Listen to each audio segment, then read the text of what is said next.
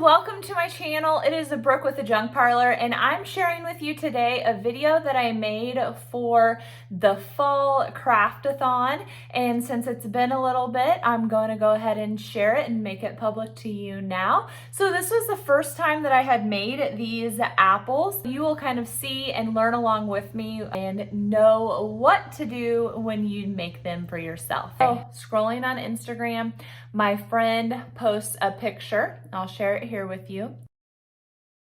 And my reply was, yummy. I mean, don't those look good? And she said, Brooke, it's fake. And I'm like, oh, did you make it? And she's like, no, but you totally could. And so that started the idea for this project.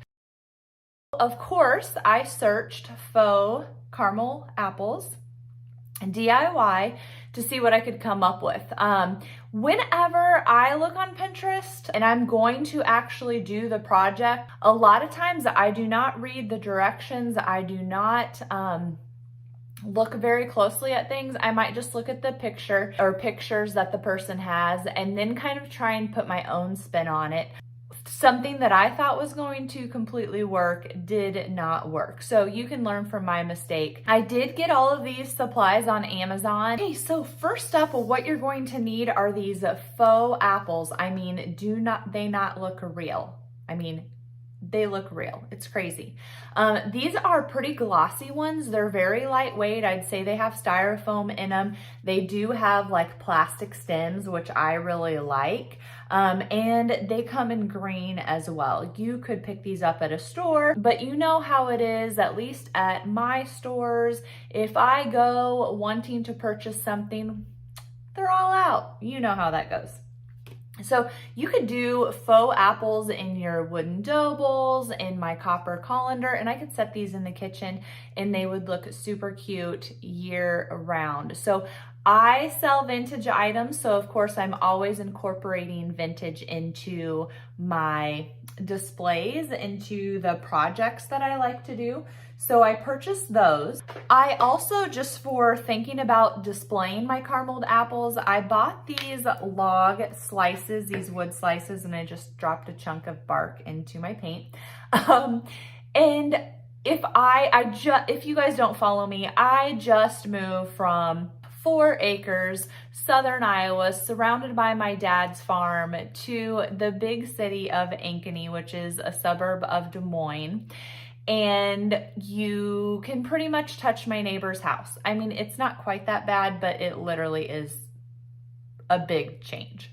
So I never would have bought wood slices, because I would have gone into the woods, picked a tree branch, and then said, Dad, would you cut me little slices out of this branch? Because I am not in the country anymore, I did go ahead and purchase these. The nice thing about these is that they are all uniform. I know for some people being uniform and symmetrical is very, very important. And you can use these for so many projects. And one of the ways that you can utilize the internet, Pinterest, social media, is just Google things to do with wood slices and you will get a whole array. But I wanted these for the display part. I also got, I wanted to go black and white. I am not a buffalo check like fanatic. I have literally nothing in my house that's buffalo check. But I really like these black and white straws, and I just think that they're a perfect fall match to go with something that's orange, red, you know, yellow, fall colors. And so I got these paper straws. Again, something that you could pick up, and these come in all kinds of colors. So you could get green or gold or blue or red, whatever you think is gonna look good with your decor. I got some craft paint that is just caramel color. That makes this project so simple.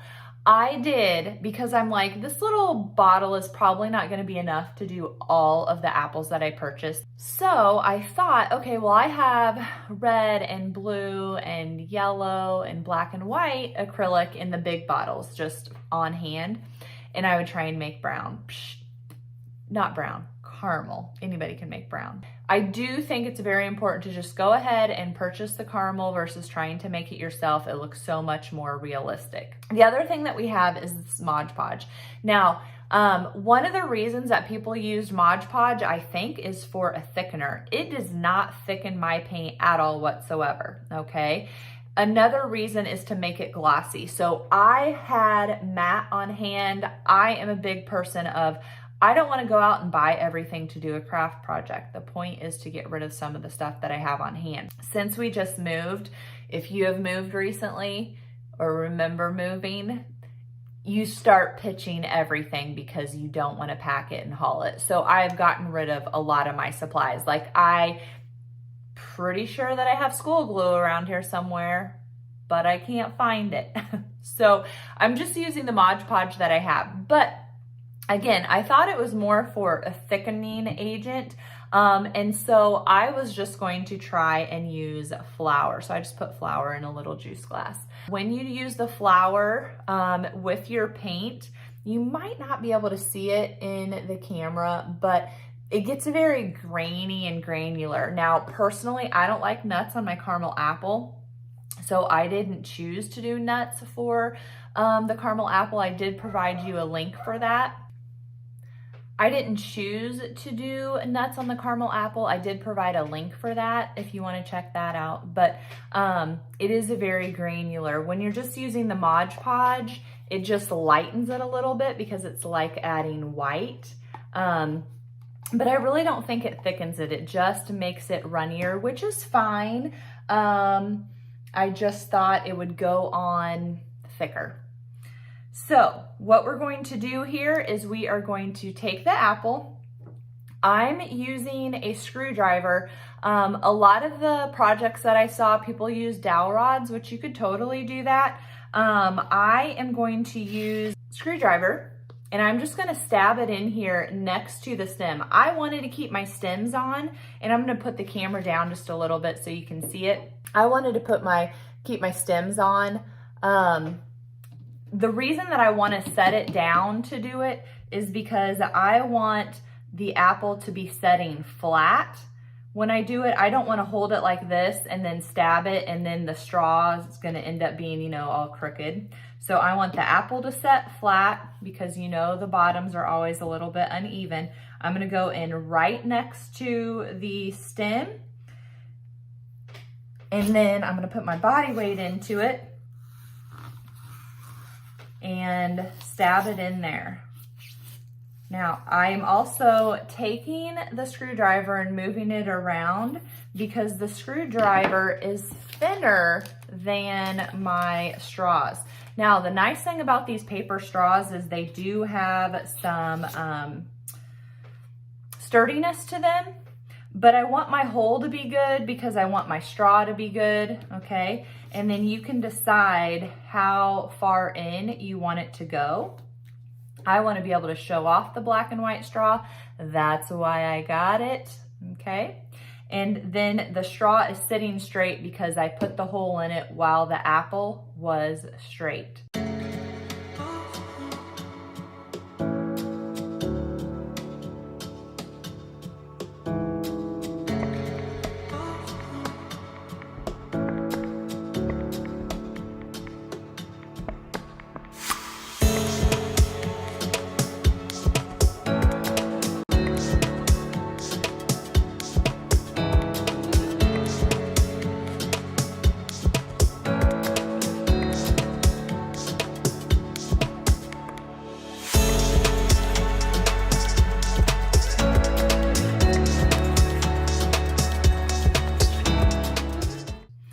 And then literally all you're going to do is pour on, I normally just take a spoonful and drizzle it on to the apple. We all know that things are, what would you even say? Things are, even though they look haphazard, they're not, right? They're intentional. So even though it looks like the caramel is just like spilling over willy-nilly, I didn't want it, I wanted it to look like that, but I didn't want it to just do whatever it wanted. So I took my spoon and kind of put more paint, less paint, depending on what I wanted the drizzles to look like. Now, personally, I like when it looks like it's running down the apple. A lot of them that I've seen, they just literally dipped the whole apple into a bowl, pulled it out, and then it's like a strong, line where the caramel apple had dipped into that. Well, one, that would take a lot more paint. But two, it just gives it a different look, and that's not what I wanted. And then if you do that, you can also then come back and add the faux nuts to that, like do something for sprinkles, which would be a great look. It's just not what I wanted to do. I wanted to have it drizzling down from the top. Also, when I really made caramel apples, we always used popsicle sticks. So you could totally do popsicle sticks. You could do the straws in different colors. You could do the dowel rods. You could paint them. You could put bows on them. You could do some little curly cues on them. Whatever you want to, I call it bedazzling, to bedazzle your carameled apples. We pour that around and then basically let it dry. So I like when the caramel kind of piles up at the bottom. And so some of them, I poured them and I left them on the same piece. I did some nonstick foil, I did some paper plates. I'm anticipating the paper plates are going to stick a little bit more and rip off. And then some of them I lifted up and moved them. So they're all going to be a little bit different once they dry.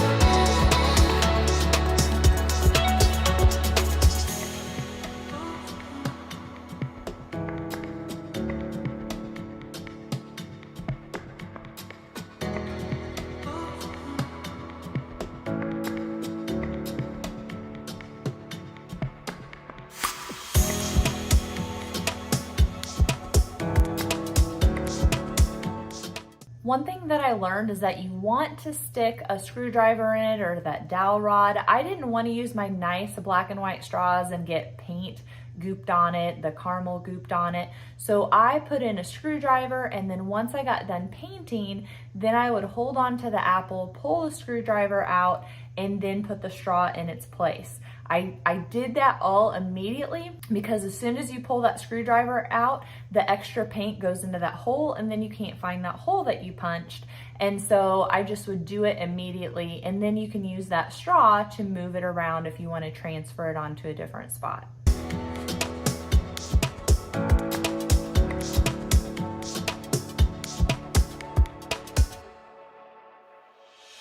Now we are just waiting for the paint to dry. As I look back at ones that I started with, they're not very thick. They're spreading, and the red from the, they're transparent. That would be a better way to explain it.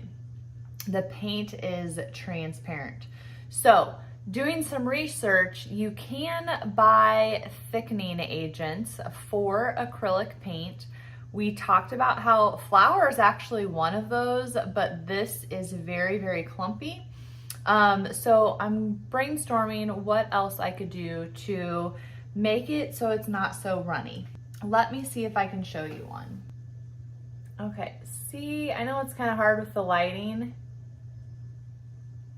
but see how you can see red? Now, you could not see red when I set it over there. So good old Google here tells me I can thicken my paint with flour, cornstarch, baking soda.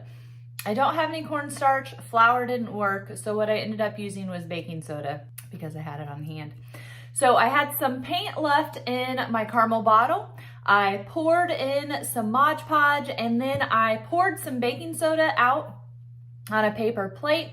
I folded the paper plate pretty much in half and funneled that baking soda into this. Now, it was already almost full. I put more Mod Podge in this time than other times, so I can just barely hear it shaking in there.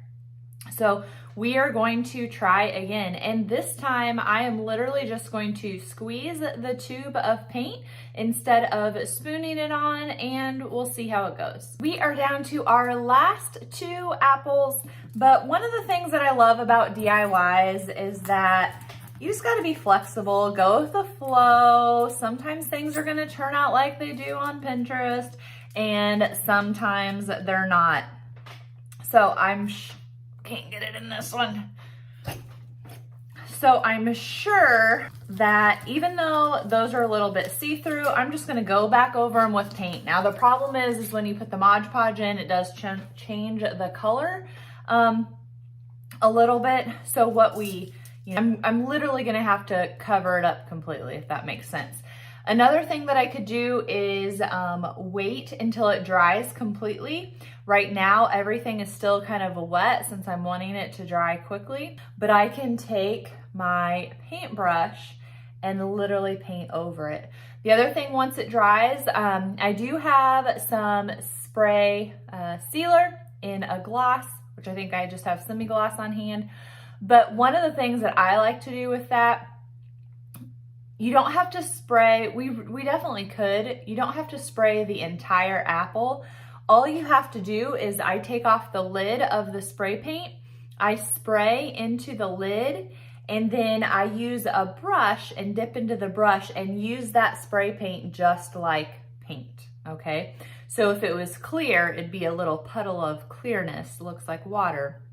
Brush that on to my faux caramel to make it shiny. Is also something that is on the agenda. I just want to kind of see how it looks when it's completely dry. So hopefully this got shaken up okay. I guess I could take the lid off. Well, it didn't get shaken.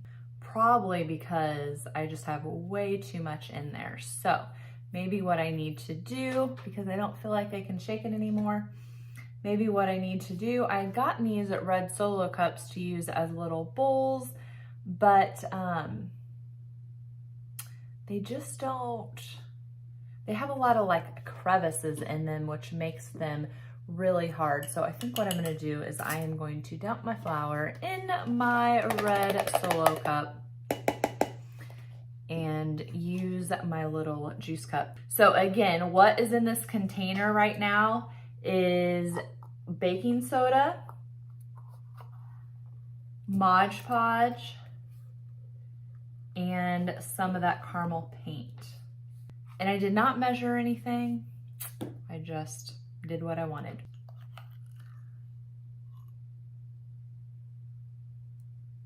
So here's that plate. Here's how I did my funnel, but this time we're putting it into a much larger space. I'm wanting it to be noticeably thick.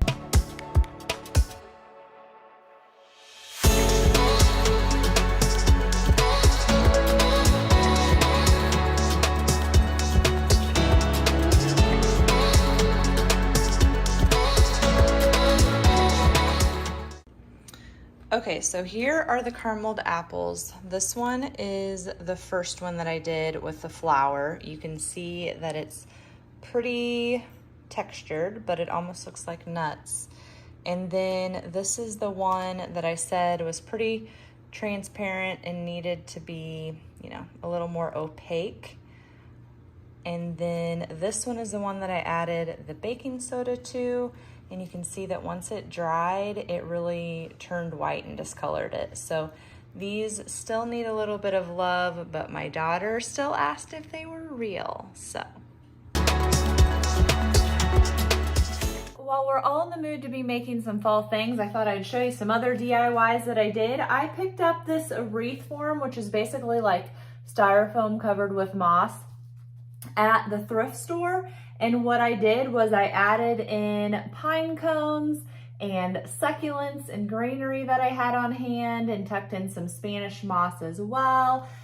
These pumpkins I had picked up maybe at like Walmart or something and added those in. So this is an easy DIY project that you can work on. I also have done for many, many years little jar lid pumpkins.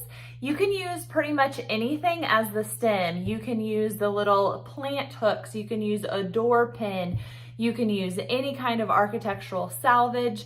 I've used dowel rods, colored dowel rods, clothespins, sticks, literally anything. And these are super cute, and you can add some Spanish moss or something else to embellish. Another project I wanted to share with you is this DIY paper mache pumpkin. Now, it did get dented a little bit because, like I said, we just moved, but how awesome is this? You can embellish it however you want. And then you can use it year after year. You can paint it a neutral color. You can make it bigger, smaller, do more indents in it if you want. But I just love how this turned out, and I have the directions on my blog, but I'm also going to be making a witch's hat using paper mache this year as well.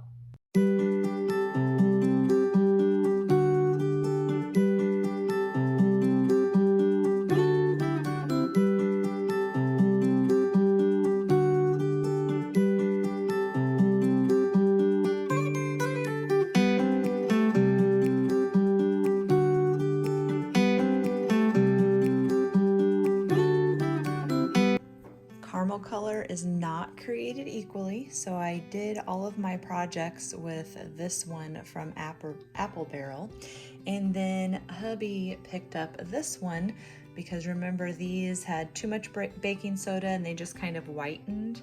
So this was one of those that I painted with our Anita's caramel, and you can see it is a different color.